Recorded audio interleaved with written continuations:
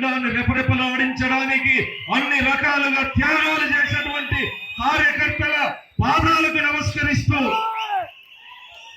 స్వామ్యంలో ప్రజలందరూ కులాలు మతాలకు అతీతంగా రాజ్యాధికారంలో భాగస్వామ్యం ఇచ్చినటువంటి మొట్టమొదటి నాయకుడు, మొట్టమొదటి ముఖ్యమంత్రి అన్న నందమూరి తారక రామారావు గారి ఒక చరిత్ర.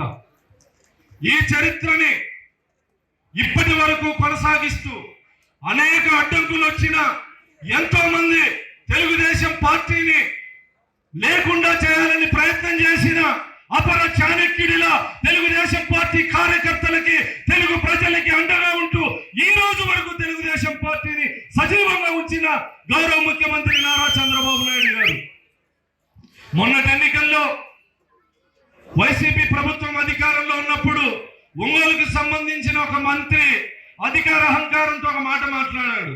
నేను తెలుసుకుంటే తెలుగుదేశం పార్టీ ఉండదని. తెలుగుదేశం పార్టీ కార్యకర్తల తెగంపికి ఆ మాజీ మంత్రి ఈ రోజు కూటమి ప్రభుత్వంలో రక్షణ పొందేటువంటి పరిస్థితి ఏర్పడింది. అంటే తెలుగుదేశం పార్టీని నామరూపాలు లేకుండా చేస్తామన్న వాళ్ళ రాజకీయ భవిష్యత్తే అంధకారంలోకి వెళ్ళింది. తెలుగుదేశం పార్టీ తెలుగు జాతి ఉన్నంత వరకు, తెలుగు నేల ఉన్నంత వరకు తెలుగుదేశం పసుపు జెండాని ముట్టగలిగినటువంటి మగాడు ఎవరు లేరని చెప్పి సందర్భంగా తెలియజేస్తా ఉన్నారు. ఇంతటి 40 సంవత్సరాల సుదీర్ఘ రాజకీయ ప్రస్థానానికి ఆయువు పట్టు కార్యకర్తలు. అటువంటి కార్యకర్తలు ఈరోజు నారా లోకేష్ గారు కార్యకర్త అధినేత అనే ఒక పిలుపునివ్వబోతా ఉన్నారు.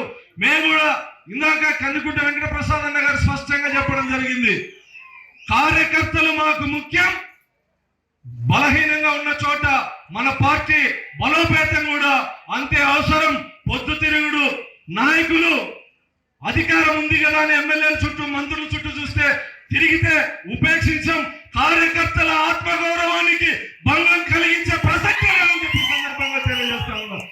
ఎవరైతే మా కోసం త్యాగాలు చేశారో, పార్టీ కోసం త్యాగాలు చేశారో, ఆస్తులు పోగొట్టుకున్నారో, ప్రాణాలు పోగొట్టుకున్నారో, అన్ని రకాలుగా జైలుకి వెళ్ళినటువంటి కార్యకర్తల్ని ఏ నాయకుడు, ఏ శాసనసభ్యుడు, ఏ మంత్రి విస్మరిస్తే నారా లోకేష్ గారు ఉపేక్షించారని సందర్భంగా తెలియజేస్తాను.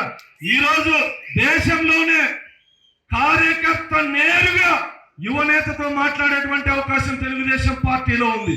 వాట్సాప్ లో మెసేజ్ పెడితే స్పందించేటువంటి నాయకుడు మన యువ నాయకుడు నారా లోకేష్ గారు అని చెప్పి సందర్భంగా తెలియజేస్తాను. ఇండియా పాకిస్తాన్ తాజా అప్డేట్స్ కోసం డౌన్లోడ్ చేసుకోండి RTV లైవ్ యాప్.